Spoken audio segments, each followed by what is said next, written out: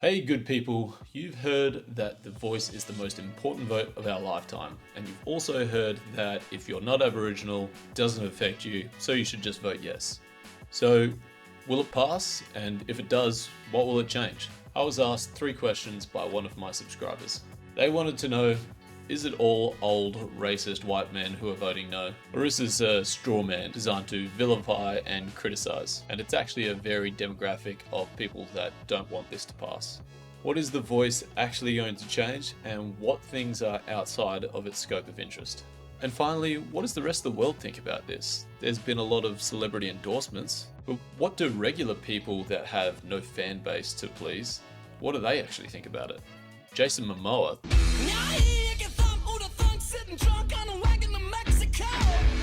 just shared a video on Instagram endorsing The Voice.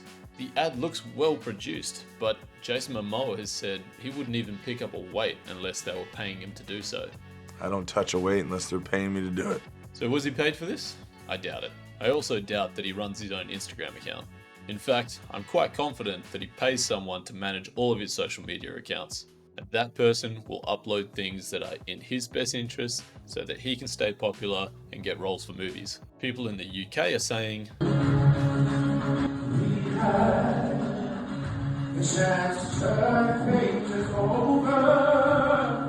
people in America seem to care, but only the ones that can actually point to us on a map. Nobody does Africa? Nope. And just like us, they're split along age groups. When you break down the yes and no groups by age demographic, it shakes out a little bit like this.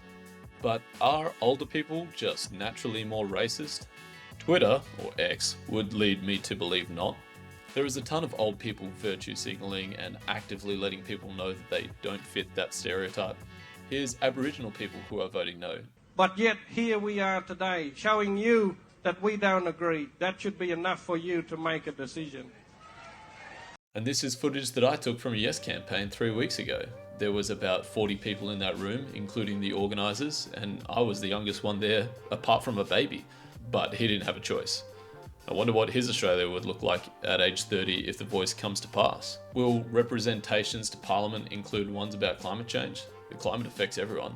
What about taxation? Everyone has a tax burden. The Port Authority? Yeah, importing stuff into Australia affects Aboriginal people. I can't think of anything that doesn't. And believe me, I've asked, and if you've got an answer, I would love to know. But do you know what I think The Voice will affect? I think that it will affect Aboriginal people. I think The Voice is going to solve problems like Lyndon B. Johnson solved poverty. You see, from when records began up until his presidency in 1963, poverty was on a downward decline. And you'd think that if they declared war on poverty when it got as low as 15%, that it must be sitting at less than 1% by now. I mean, you can never get rid of it entirely, but less than 1% is as close to gone as it's going to get. But no, it flatlined at 13% and it's barely changed in 50 years. Why? When you spend $22 trillion on a problem, you expect to see some results. I mean, if you just cut a check to every poor person in the US for just over $10,000, you would have spent the same amount of money over the same time period. That would solve poverty in America. So why haven't they done that? Well, imagine what would happen to all the people who work for and operate the 80+ government anti-poverty programs. If they solved poverty today, they would be out of a job the next day. Sadly, this is a case of perverse incentives, where the people who we tasked with solving the problem have a strong financial incentive to allow it to perpetuate and to continue, so as to keep their job. Sure, they'll roll out a new program every year designed to help the problem, but never solve it. And if the goal is actually to get to a place in the future where Aboriginals have the same life expectancy, income and living standards as the median Australian does, then ask yourself, what will the people from The Voice, these politicians and lobbyists who have the right ancestry that allows them to sit in Canberra in The Voice, what will those self-interested people do over the next 30 years? History, as well as public choice economics, tells us that the self-interested people that form The Voice will always want to be seen doing something, but will never actually solve a problem. Because the moment they solve a problem, they can't use that problem as a bargaining chip anymore. It's why the welfare industry doesn't simply cut a check for $10,000 every year. It's why the war on drugs becomes militarized. Meanwhile, everything's just fine over in Amsterdam. It's why when US Democrats gain power, they don't ban guns like they promised they would.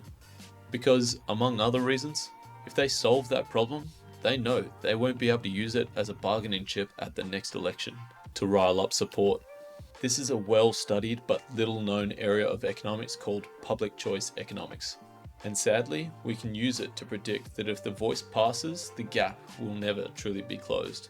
To summarize, both yes and no camps have age tendencies, but you're foolishly insulting people in your own camp if you try to label all young people as dumb or all old people as racist. Because there are young people voting yes, there are young people voting no, the same is true for old people, and also the same is true for race. So far as I can imagine, there would be no issue that would be beyond the scope of the voice.